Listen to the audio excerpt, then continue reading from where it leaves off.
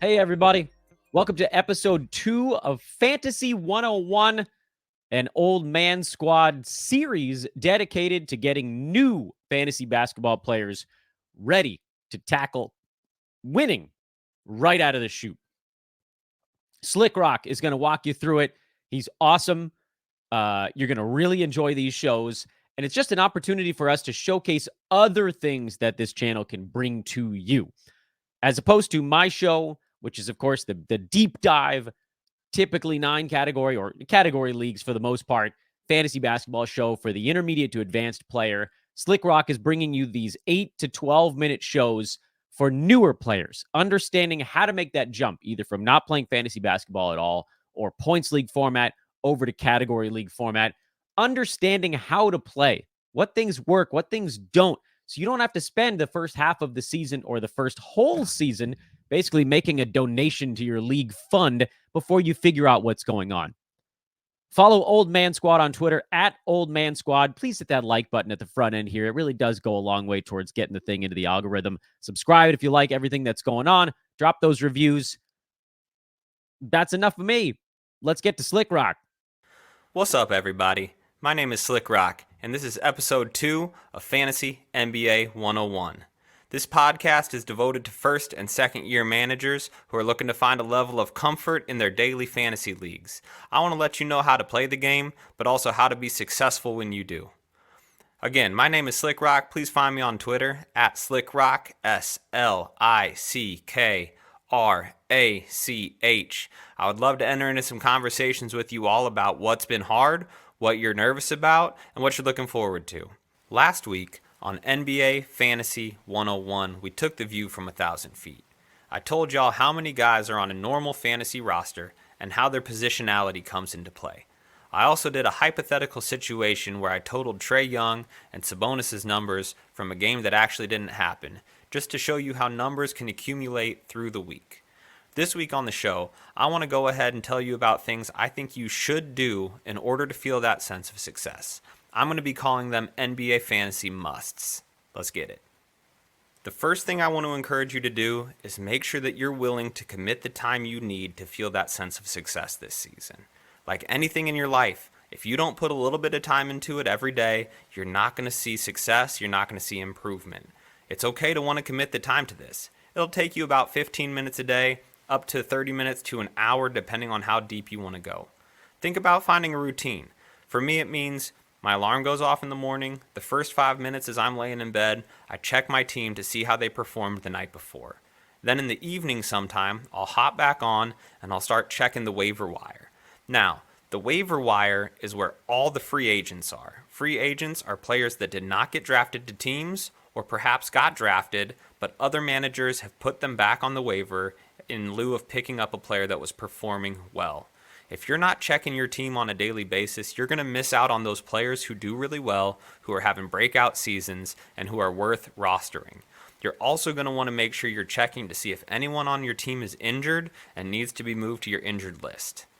Another thing that may happen on certain days, usually Wednesdays and Fridays, are that those are the busy days in the NBA that have a lot of games. You could have 11 to 13 players who are available to play that day, but your team only allows 10 active roster spots.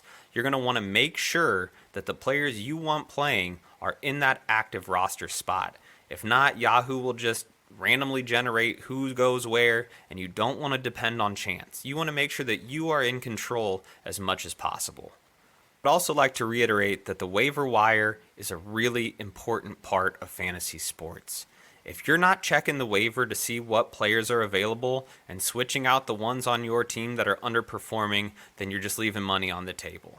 You want to make sure that you're picking these guys up and having them in your lineup.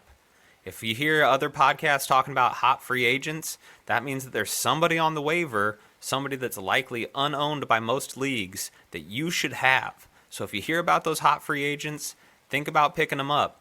You'll also want to make sure that you know who the guys are on your team that you would be willing to part with. Something else to look for is to see if other managers have preemptively dropped somebody that is worth rostering. If they have, you can put what's called a claim on that player.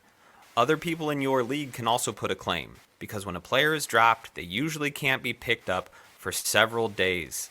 So go ahead, put that claim on, but if you picked first in your league, your priority spot is going to be last. And if you picked last, your priority slot is going to be first. It's a way to try and level the playing field. So keep that in mind. Look around and see which manager made a move a little bit rashly that you can capitalize on. Committing too much time to fantasy can feel a little bit daunting, but you never know when an opportunity is going to show up that you didn't know would be an opportunity. For example, a couple years back, my wife and I had our first child. I ended up being on the late shift with her most nights. Because I was around at 3 a.m. when the day shifted from one day to the next in fantasy, I was able to pick up a lot of free agents before I had to put claims on them. That made it so that I could go ahead and be on top of things at a speed that most other managers couldn't. So you never know when you're going to find opportunities in a way that you might not think. My next NBA must is to make roster moves. You have got to make roster moves if you want to be competitive in your league. Go ahead and start by looking at the last 2 rounds of players that you drafted. They're probably expendable. Move on from them if a player is breaking out and you want to have them on your team. Don't feel like you have to sit around too long. It feels like about 25% of those roster spots are turned over every year throughout fantasy leagues. Don't be married to those guys. Those last round players are flyers anyways. You're going to just cycle through them. Don't be afraid to do that. Somebody's out there that you want to try, pick them up. They end up not working, so what? There's going to be another hot free agent in a couple days.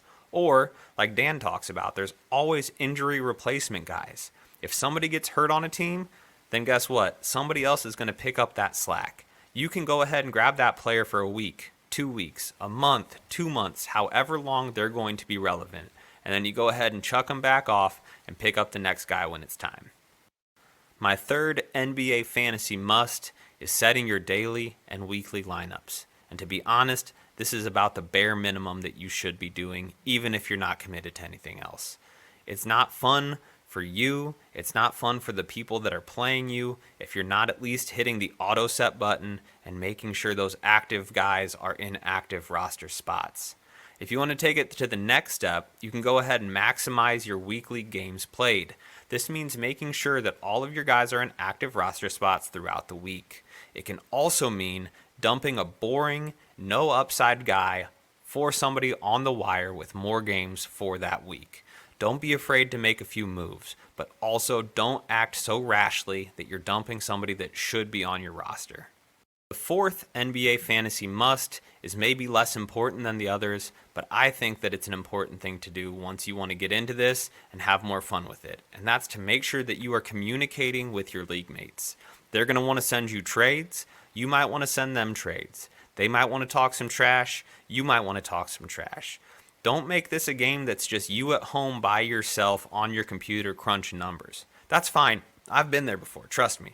But it's more fun if you can get that camaraderie of talking to the other people that are in your leagues. There are several other NBA musts depending on how deep you want to go. For example, you could look at team optimization as a must. Do you want to think about punting a certain category? If we're talking about punting, it means not focusing on one of those 9 categories to make sure that you're optimizing the other 8.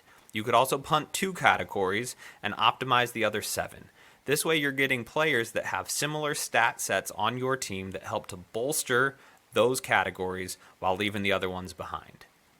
Another potential must, I guess I could call them maybes, maybe musts, anyways, would be following NBA games. Check those back-to-backs. Will anyone sit? Can you capitalize on that in any ways? Does the person you're playing have Al Horford, who's not going to play on the first half or second half of back-to-backs? Do you know you're going to gain that game on them? And also, if you know Al Horford's going to sit, who can you pick up that's going to fill that slot? So following those NBA games is going to be big. You can also think about stashing, which means that you pick up a player that's not going to perform now, but potentially later in the season they could break out. This is usually for younger players or for players that might get more opportunity on a team that's tanking or choosing to lose on purpose. The other thing that I would really encourage you to do is trading players with other managers. That's super fun.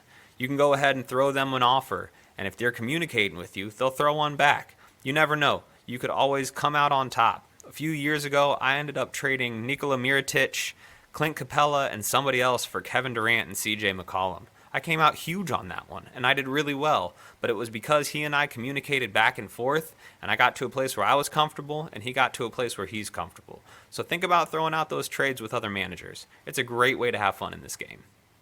So, just to rehash, those 4 NBA fantasy musts are: make sure you commit time every day, make those roster moves, set your daily and weekly lineups, and communicate with your league mates. I also had a few others that are a little bit more optional, but I think if you start there, you'll feel a good sense of success. Again, my name is Slickrock, at Slickrock on Twitter, SLICKRACH,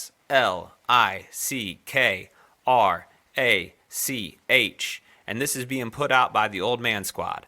Please hit me up with any questions, concerns, or comments. I am here to help you feel that sense of success, and I love working with people on this stuff. It's something I'm really passionate about.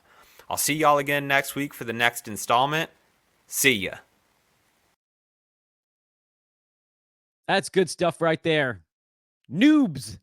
Hope that gets you guys in a good place. 4 musts for getting started, for having an opportunity to compete and or win in your first try at fantasy basketball. Big thank you to Slickrock for putting that video together. I hope you guys enjoyed it. That is our content here for today on Old Man Squad Sports Network YouTube feed. This show will also be available on the Old Man Squad Fantasy Basketball podcast feeds over on the audio side, so you can check it out there as well. Slickrock will be coming to you guys weekly with more of these little tidbits, at least until the season starts. And frankly, as long as he's doing them, I'm putting them out there because they're awesome, and they're definitely going to help folks get started. We'll wrap it up. This is a quick one. I'm Dan Vespers. Thanks, as always, for watching everything that we do here on the Old Man Squad Network. It just continues to grow. I'm so flattered. And Slickrock, just another in the amazing set of additions we've got here as the network continues to grow. Have a great Saturday, everybody. Good luck in your fantasy leagues, especially those today in this vid, especially those just getting started. See you later.